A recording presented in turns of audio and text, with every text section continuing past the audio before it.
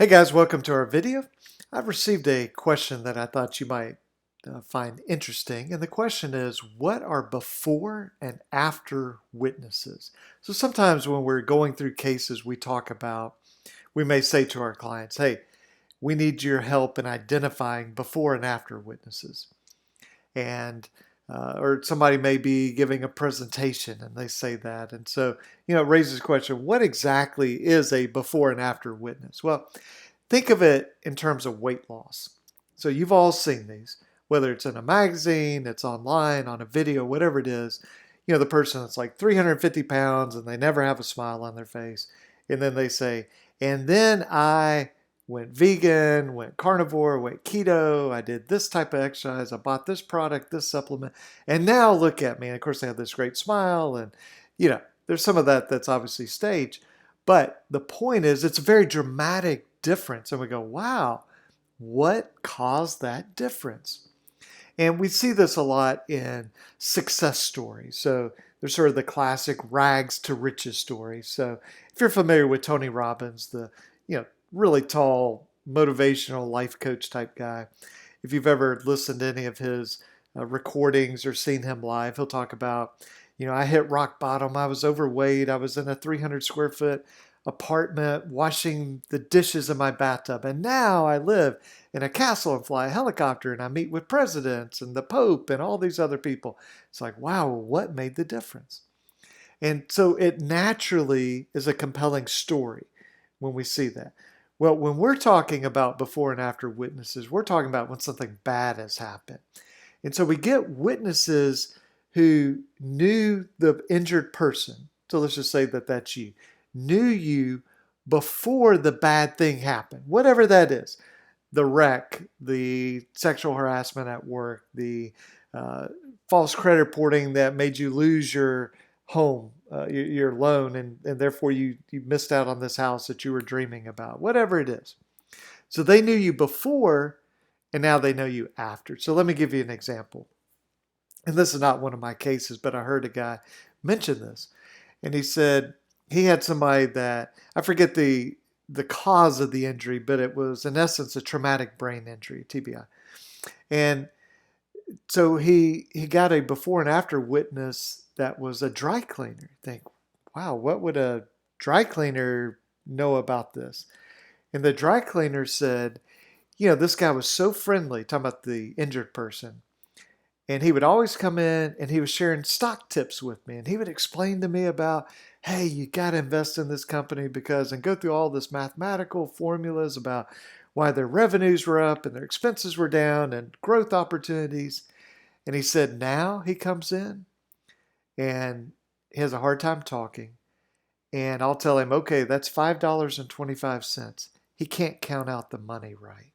He might give me $4 and I have to say, I need another one. And then if you have a quarter, yep, that's a quarter right there. I'll take that. Or, they'll say it's $5.25 and the guy will hand him like $40. He's like, no, no, no, that's too much. Let me give you back. And so that's a very dramatic before and after picture. The dry cleaner is not testifying about, here's exactly the mechanism of the traumatic brain injury. Here's exactly why he's having trouble, why his personality is different, why his ability to think in terms of mathematics is different. He's not doing that. He's just saying, look, this guy would come by twice a week, drop off his suits, his shirts. I would give him back. Here's how he was before, and now this is how he is. So it's very dramatic. So we look for these types of things in cases. Do we have somebody? It might be a spouse, it might be a child, it might be a parent, it might be a coworker, it might be the preacher or the priest or the rabbi, whoever it might be, who can say, yes, I knew Bob or Susie or Cindy before XYZ happened. And here's how they were. And I still know them today after XYZ happened. And here's how they are. And then the jury is allowed to evaluate that to decide, okay, well, what's the proper measure of damages? Because a general rule on damages is wherever you were before the wreck. So it's easiest to talk about this in a physical context. So let's say health-wise, you were 8 out of 10.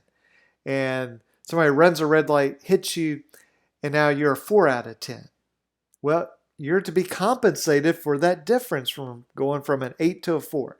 Now, obviously, it's more fancy than that. Doctors testify about you have this certain percentage impairment and all this sort of stuff. But these before and after witnesses can be very, very effective and dramatically illustrate to the jury the true change that's happened in somebody. I mean, we can hear about, well, he's had a 17% cognitive decline and this and that. But when the dry cleaner says, guy used to give me stock tips and was very talkative, and now he just sort of mumbles and he can't, even count out the right amount of money. That's very dramatic. So that's what we're looking for. So if you're in a lawsuit, obviously if you have a lawyer, talk to your lawyer about this, but be thinking in terms of, well, who is there that could testify? So I mentioned this. We may have a lady that's a victim of sexual harassment, and she then goes to human resources, what you're supposed to do. Hey, I need some help here. And then she gets fired in retaliation. Well, are there coworkers that can say, oh, I knew her and she was very bubbly and very positive and encouraging, and now she's very withdrawn? There's people at church that say, oh, I noticed this dramatic change. I wasn't quite sure what happened, but I could see the effects of it. So again, whatever type of case it is, that before and after witness can be very, very powerful. So thanks for watching this. And if you have any questions, comments, put those below. Feel free to subscribe to our channel, and always feel free to make suggestions on other video ideas. That's how I get the vast majority of what I share with you, is because somebody either, that has called me or just talking in everyday conversation, or send me an email and say, hey, what about this? Or even leave a comment and say, hey, would you do a video on this? So always appreciate that. And I will catch you guys in the next one. Okay, have a good one. Bye-bye.